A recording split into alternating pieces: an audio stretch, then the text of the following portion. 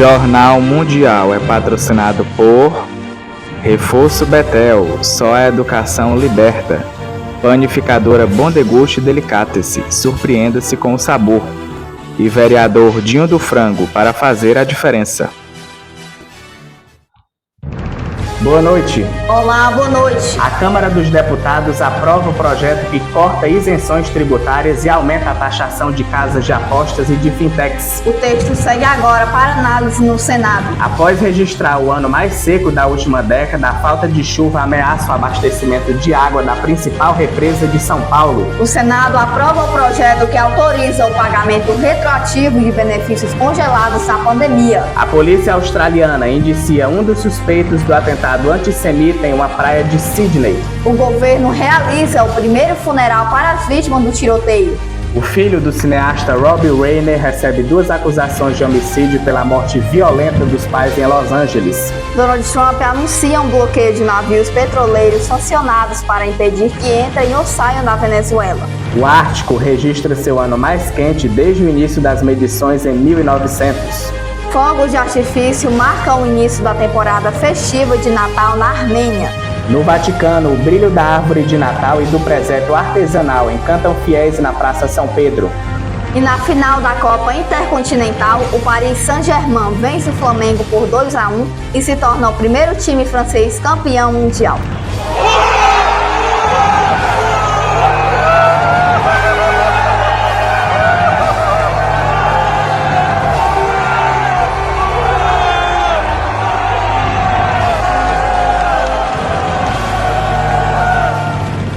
Agora, no Jornal Mundial.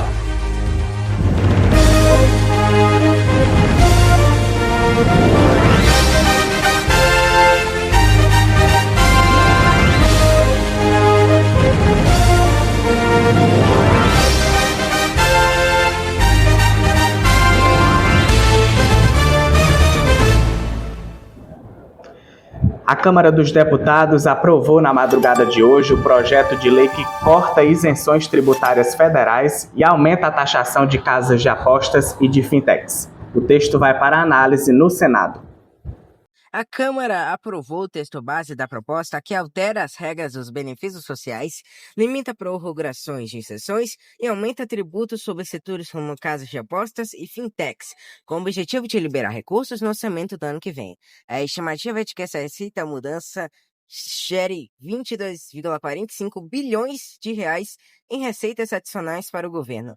Segundo o projeto de lei complementar, relatado pelo deputado Agnaldo Ribeiro, os incentivos tributários federais poderão ser prorrogados por no máximo 5 anos, salvo exceções.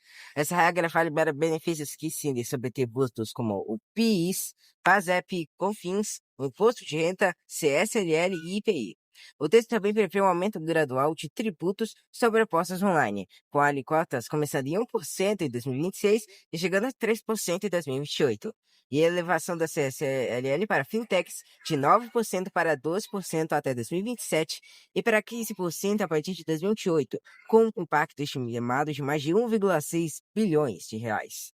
A votação no plenário teve protestos e chegou a ser suspensa por líderes partidários para negociações, já que parte dos detalhes do parecer não havia sido divulgado previamente.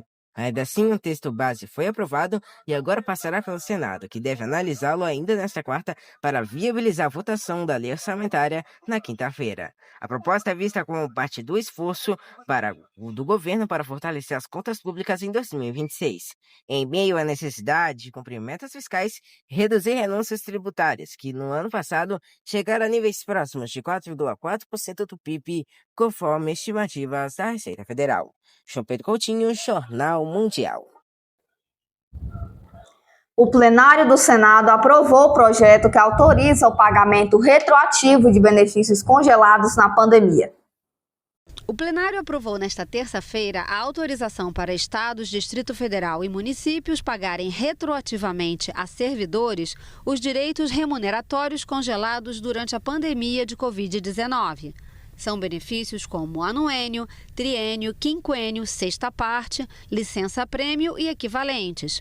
Os pagamentos são referentes ao período entre 28 de maio de 2020 e 31 de dezembro de 2021 e serão pagos desde que o Estado ou município tenha decretado estado de calamidade pública devido à pandemia da Covid-19 e conte com o orçamento disponível.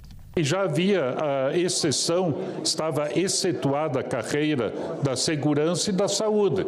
Basicamente, eu diria, são os professores, os profissionais da educação que precisam também, junto com, obviamente, as outras carreiras, mas a majoritária são os professores, pedagogos, profissionais da educação que têm as suas carreiras e se desdobraram no período da pandemia. A polícia australiana acusou um dos suspeitos do atentado antissemita na praia de Bondi, em Sydney, de ato terrorista. O indiciamento ocorre no dia do funeral de 2 das 15 vítimas do ataque. A polícia australiana indiciou nesta quarta-feira um dos suspeitos do tiroteio ocorrido em uma praia popular de Sydney durante comemorações pelo feriado judaico de Hanukkah.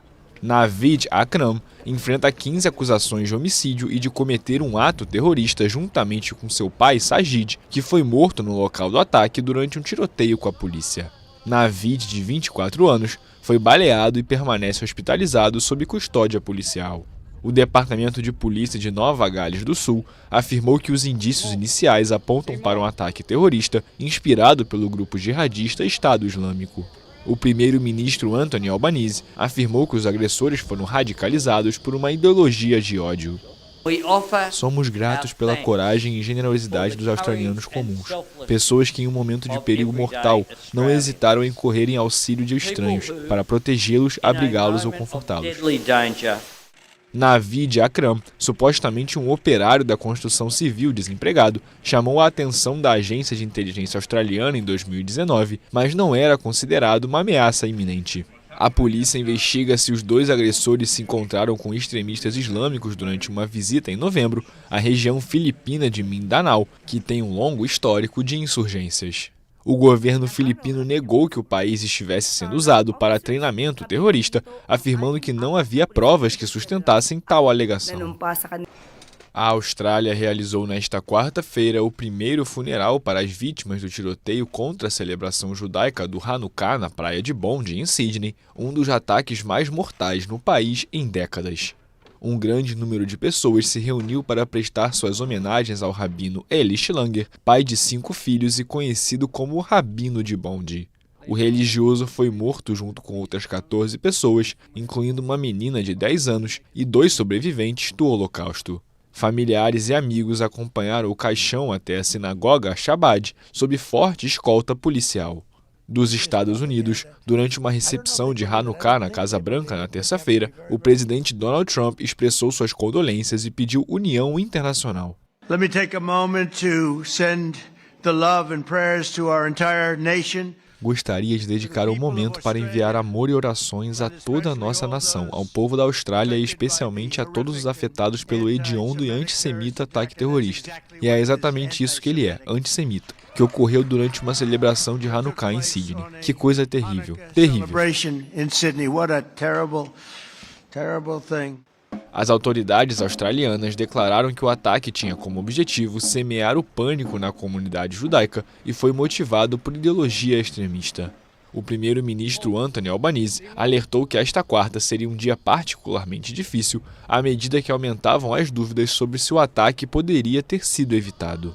O atentado também reacendeu o debate sobre o aumento da posse privada de armas de fogo e as acusações de que a Austrália não está fazendo o suficiente para combater o antissemitismo. O presidente Lula pediu ontem que o presidente da França, Emmanuel Macron, e a primeira-ministra da Itália, Giorgia Meloni, votem a favor do acordo comercial entre a União Europeia e o Mercosul para permitir que o documento seja assinado na cúpula de chefe de Estado do Mercosul em Foz do Iguaçu no fim de semana. Na manhã de hoje, Macron reforçou que a França irá se opor veementemente ao acordo. O presidente Lula pediu nesta terça-feira que seu colega da França, Emmanuel Macron, e a primeira-ministra da Itália, Giorgia Meloni, votem a favor do acordo entre a União Europeia e o Mercosul, para permitir que o documento seja assinado na cúpula de chefes de Estado do Mercosul, em Foz do Iguaçu, no sábado. O presidente Macron, da França, está muito preocupado com os produtores rurais da França, sabe, que acham que vão perder competitividade na disputa com o Brasil, não estão querendo fazer o acordo agora porque o povo está meio rebelde na França. Mesmo eu dizendo para ele que o Brasil não compete com os produtos agrícolas da França. Na verdade, são coisas diferentes, são qualidades diferentes, e nós estamos cedendo mais do que eles. E eu espero que o meu amigo Macron e a primeira-ministra Meloni da Itália, sabe, assumam a responsabilidade de, no sábado agora, eu estou indo para Foz do Iguaçu, fazer uma reunião da Unasul, com a participação da União Europeia. Eu espero que eles tragam a boa notícia de que vão assinar o acordo e que não vão ter medo, sabe, de perder competitividade com o povo brasileiro. Macron enfrenta uma pressão crescente na França para adiar a assinatura do acordo comercial entre a União Europeia e o Mercosul, em meio a protestos agrícolas, resoluções parlamentares e pedidos de boicote de produtos sul-americanos. A Comissão Europeia fechou neste mês o acordo com o Brasil, Argentina, Paraguai e Uruguai, que começou a ser negociado em 1999. A presidente da Comissão, braço executivo da União Europeia, Ursula von der Leyen, quer assinar o documento no próximo sábado, durante a reunião de cúpula do Mercosul na cidade de Foz do Iguaçu. Para isso, ela precisa da aprovação do Conselho Europeu, que representa os 27 países do bloco. Sob pressão de seu setor agrícola e em um contexto já tenso devido ao gerenciamento da dermatose nodular, uma doença bovina, a França tenta adiar para 2026 essa votação crucial. O presidente francês Emmanuel Macron sustentou nesta quarta-feira que a França vai se opor veementemente à possível adoção do acordo comercial entre a União Europeia e o Mercosul. A declaração ocorre no momento em que a presidente da Comissão Europeia, Ursula von der Leyen, pretende assinar o acordo no sábado em Foz do Iguaçu, no Paraná. Após 25 anos de negociações, para ser assinado, o acordo precisa primeiro da aprovação do Conselho Europeu, mas diversos países, incluindo França e Itália, acreditam ser prematuro se posicionar, já que as condições necessárias para proteger seus agricultores ainda não estão estabelecidas. O governo italiano é sempre stato chiaro nel dire que l'accordo dovrà essere positivo per O governo italiano sempre deixou claro que o acordo deve ser benéfico para todos os setores. É necessário responder às preocupações dos nossos agricultores. Nos últimos meses, temos trabalhado com a Comissão em particular através da introdução de um mecanismo de salvaguarda específico, um fundo de compensação adequado para ser utilizado, se necessário, e mais recentemente, um reforço substancial dos controles fitossanitários de entrada. Na última terça, o Parlamento Europeu aprovou uma série de medidas de proteção reforçada para os agricultores do bloco.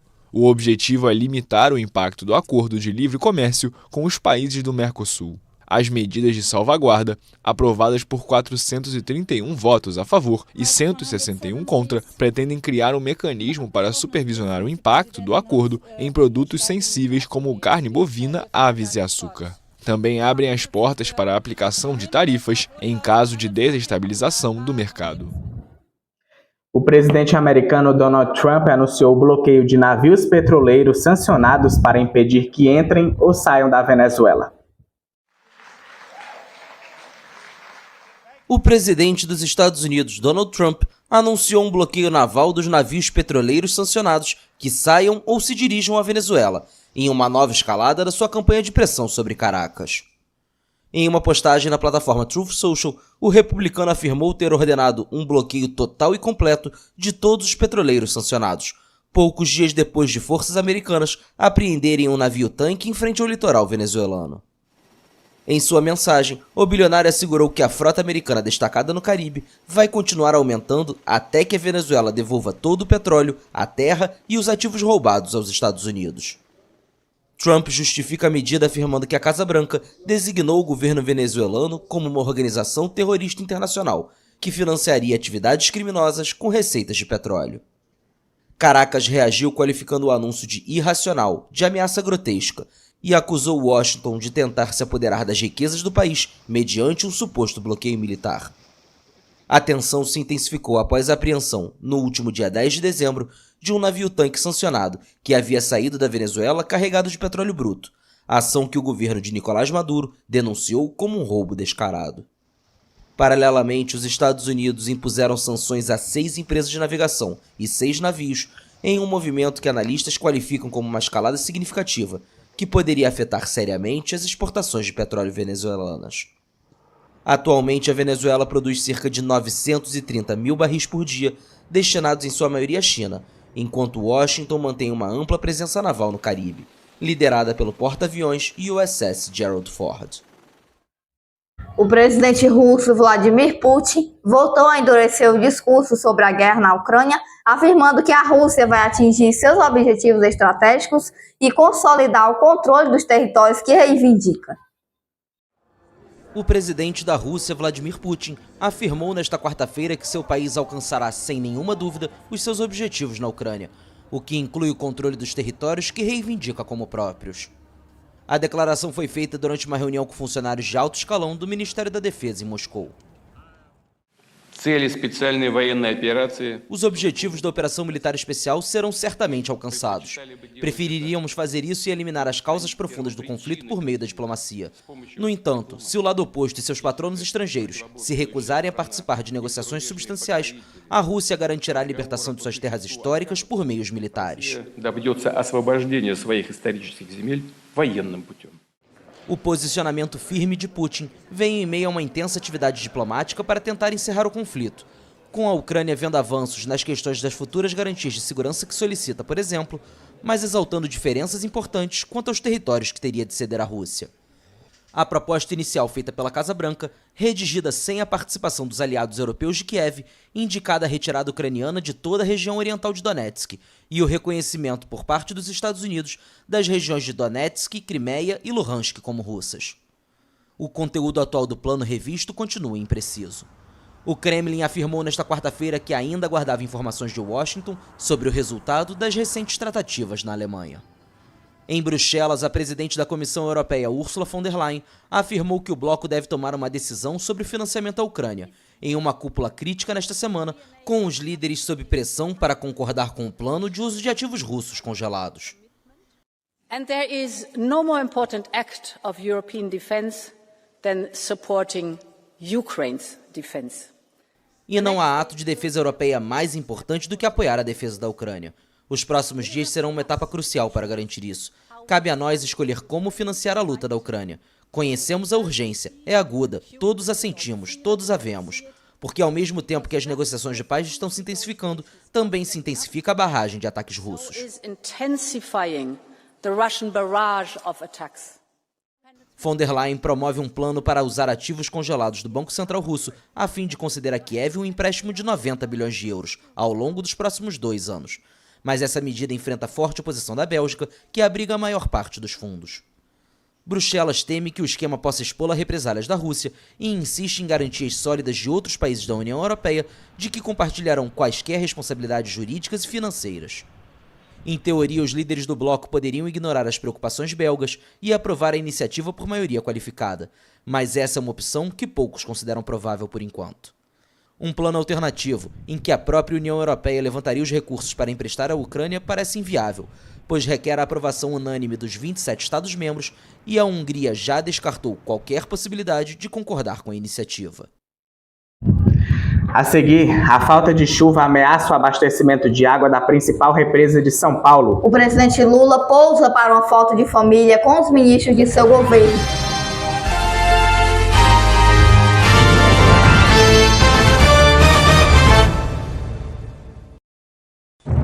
Jornal Mundial é patrocinado por Reforço Betel, só a educação liberta. Panificadora Bom Deguste Delicatessen, surpreenda-se com o sabor. E vereador Dinho do Frango, para fazer a diferença. De terça a quinta, as informações da tarde com Caio Teles, no Boa Tarde Mundo, às 13 horas. Sábado News, todo sábado de manhã com Eduardo Elau, às 9 horas da manhã.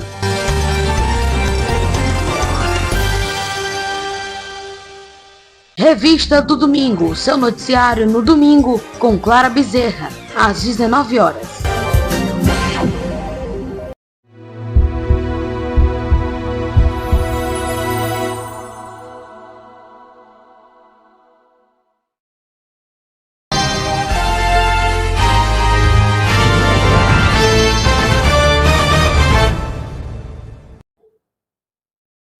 Nick Rayner, filho do cineasta Rob Reiner, foi formalmente acusado de duplo homicídio após a morte violenta dos pais em Los Angeles. O filho do renomado cineasta Rob Reiner enfrenta graves acusações após a morte de seus pais em Los Angeles. Nick Reiner, de 32 anos, foi detido no domingo, horas depois da descoberta dos corpos sem vida do diretor de 78 anos e de sua esposa, Michelle Singer Reiner, de 70, na casa em que moravam. A promotoria do condado confirmou que o filho do casal enfrenta 2 acusações de homicídio em primeiro grau e pode enfrentar a pena de morte caso seja considerado culpado. Processar casos que envolvem membros da família está entre os mais difíceis e dilacerantes que esta procuradoria enfrenta, devido à natureza íntima e frequentemente brutal dos crimes envolvidos. Segundo a polícia de Los Angeles, a prisão foi feita sem direito à fiança e Nick Reiner aguarda autorização médica para sua primeira apresentação ao tribunal. A investigação revela que Romy Reiner, segunda filha do casal, encontrou os corpos e chamou as autoridades.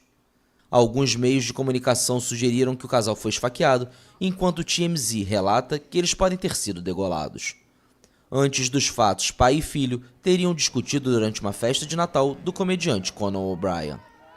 Rob Reiner, filho do lendário Carl Reiner, alcançou fama como ator na série Tudo em Família e depois como diretor de 23 filmes, incluindo a comédia romântica Harry e Sally, feitos um para o outro.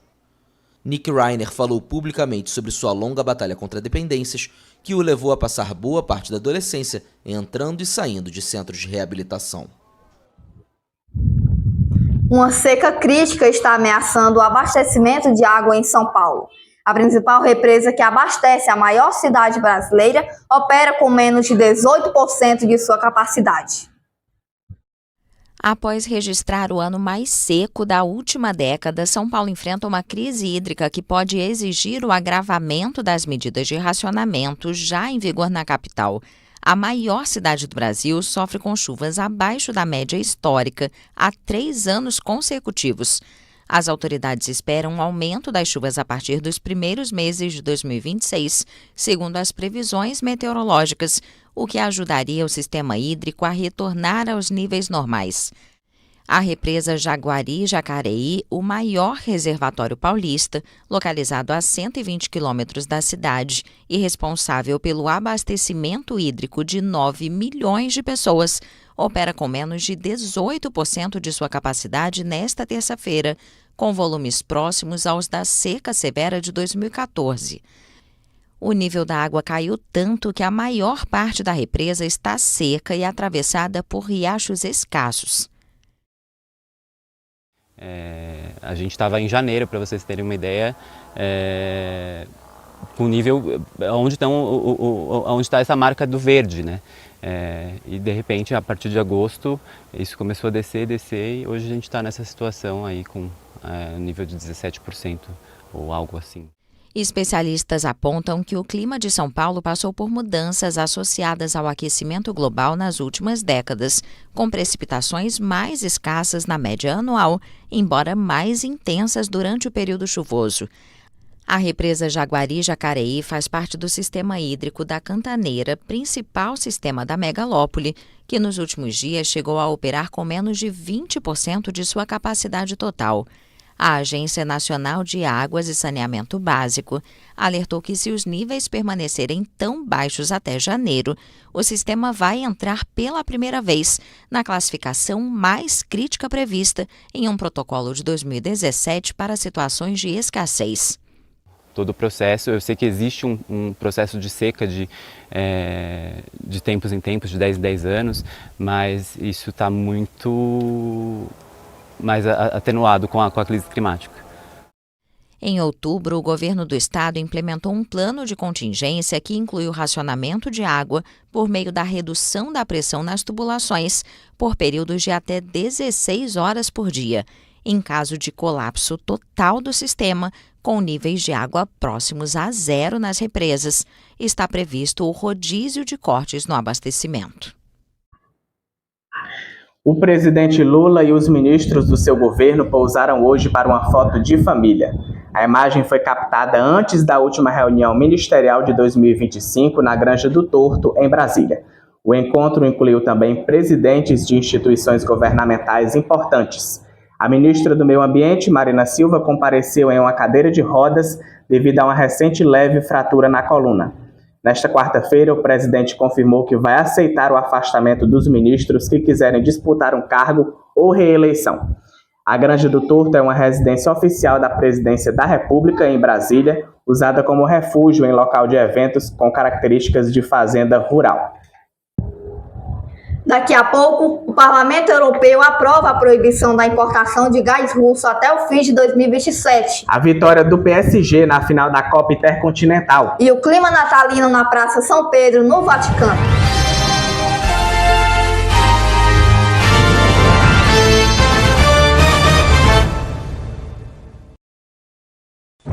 Jornal Mundial é patrocinado por Reforço Betel, só a educação liberta. Panificadora Bom Deguste Delicatessen, surpreenda-se com o sabor. E vereador Dinho do Frango, para fazer a diferença.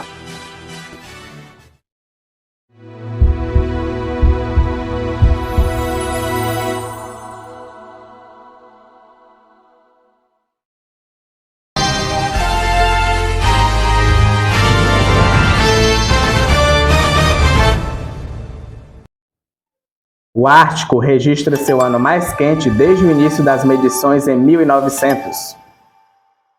O Ártico registrou seu ano mais quente desde o início dos registros em 1900. De acordo com o relatório anual publicado nesta terça-feira pela Administração Nacional Oceânica e Atmosférica dos Estados Unidos, entre 2024 e setembro de 2025, as temperaturas no Ártico ficaram 1,6 graus Celsius acima da média registrada entre 1991 e 2020. O autor do estudo disse à AFP que esse rápido aquecimento da região em um período tão curto é certamente alarmante e acrescentou que a tendência é aparentemente sem precedentes nos últimos tempos e talvez em milhares de anos.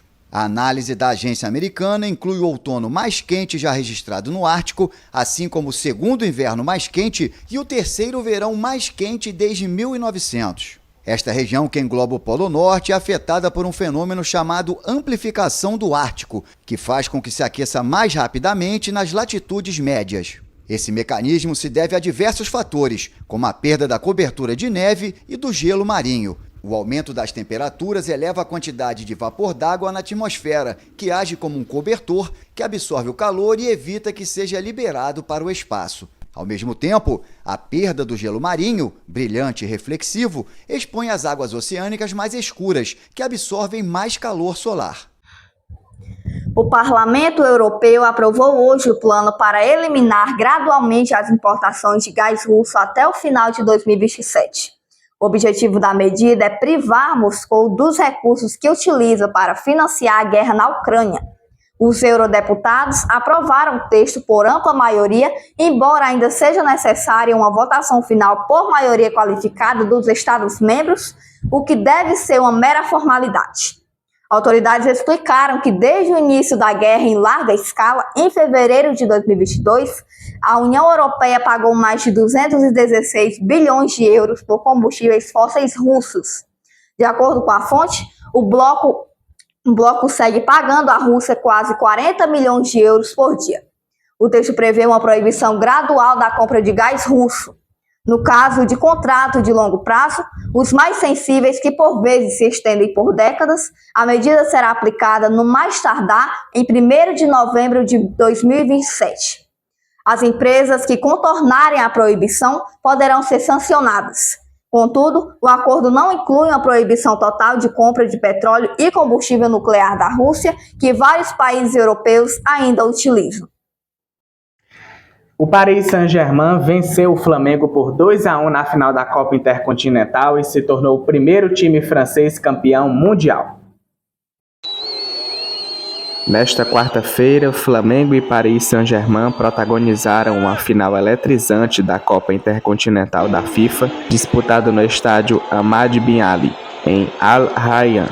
O jogo foi intenso desde o apito inicial. Os franceses abriram o placar aos 38 minutos do primeiro tempo com Khvicha Kvaratskhelia, aproveitando um erro defensivo do Flamengo. Na segunda etapa, o rubro-negro mostrou reação e conquistou um pênalti, convertido com categoria pelo veterano Jorginho, equilibrando o duelo em 1-1 aos 62 minutos. Com o empate persistindo após os 90 minutos e a prorrogação, a partida foi decidida nas penalidades máximas. E aí brilhou o goleiro do PSG, Matvei Safonov, que realizou defesas incríveis e foi o nome da noite, salvando 4 cobranças. No fim das cobranças, o PSG venceu 2-1 nos pênaltis e conquistou o título da Copa Intercontinental pela primeira vez em sua história. O título coroou uma temporada extraordinária para o clube francês. Este foi mais um troféu em um ano já repleto de conquistas europeias e nacionais. Para o Flamengo, apesar da derrota na final, a campanha reforça seu status de protagonista no futebol mundial nesta temporada. Multidões se reuniram para assistir a um show de fogos de artifício e drones na capital da Armênia.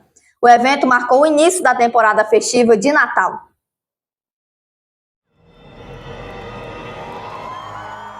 A Armênia é um país montanhoso e sem litoral, localizado na região do Cáucaso, com uma história e cultura milenares, sendo a primeira nação a adotar o cristianismo como religião oficial. Por isso, a abertura das festividades natalinas é uma festa sem igual por lá. Luzes e fogos brilharam à noite sobre a Praça da República na capital Erevan esta semana, onde foi acesa a principal árvore de Natal da Armênia.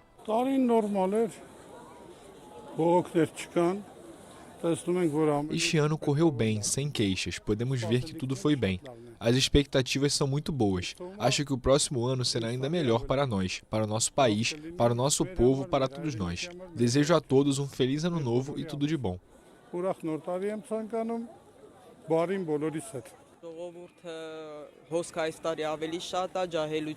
A multidão esteve ainda maior este ano. Todos os anos, nesta época, eram principalmente jovens, mas agora vemos mais pessoas mais velhas participando desse evento. Se Deus quiser, esperamos que o próximo ano seja ainda melhor, que seja um ano agradável, feliz e alegre com céus claros. No país, a Igreja Apostólica Armênia é professada pela grande maioria da população. Ao contrário da maior parte do mundo cristão, onde o Natal é celebrado em 25 de dezembro, os armênios celebram o nascimento de Cristo em 6 de janeiro.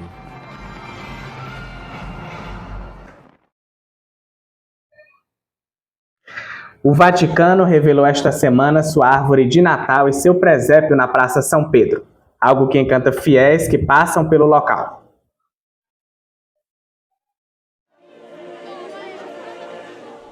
O que é belo fica ainda mais belo nesta época do ano.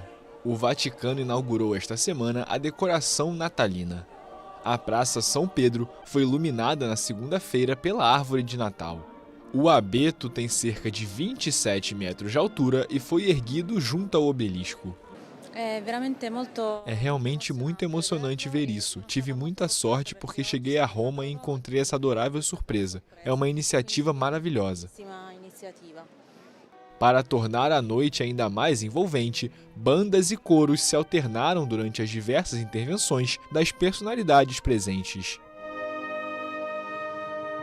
O evento também inaugurou o presépio, que mede 5 metros de comprimento, 3 de altura e 2,5 metros de profundidade. A cena do nascimento de Jesus se desenvolve em um retângulo de 17 metros por 12, com uma altura de 7,70 metros.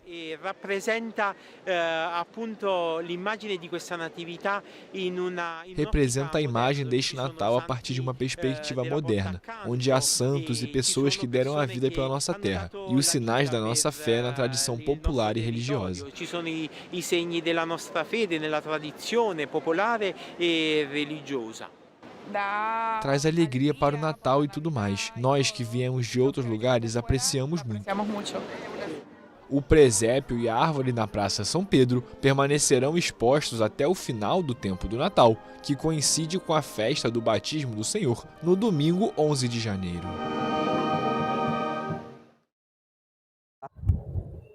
Que mágico, né? Sim, tempo de alegria. O Jornal Mundial de hoje fica por aqui. Para rever nossas reportagens, volte o vídeo aqui no YouTube e não esqueça de seguir nossas páginas lá no Instagram. Boa noite. Se inscreva no canal e deixe o seu like. Boa noite, até sexta-feira.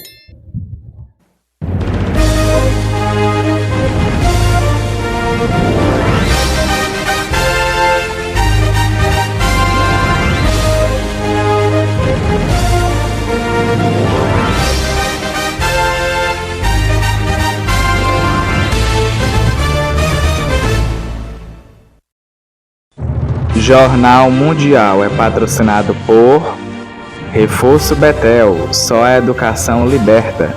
Panificadora Bom Deguste Delicatessen, surpreenda-se com o sabor. E vereador Dinho do Frango, para fazer a diferença.